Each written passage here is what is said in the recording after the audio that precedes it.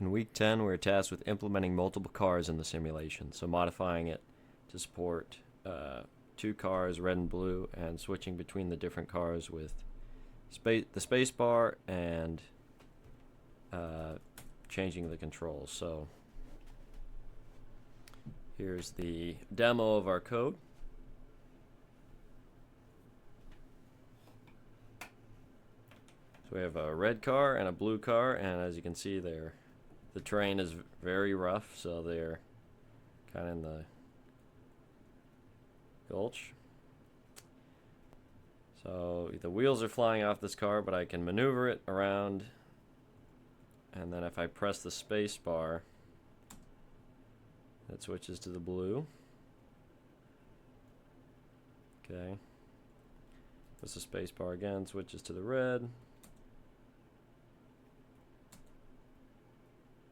So that's that. All right, let's go over what has changed. So the red is what my teammates worked on. What I worked on was the render car body.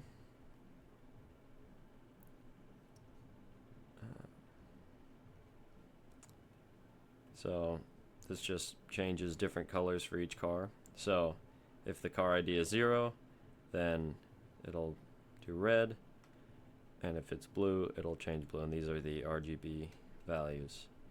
And then it will shade the model.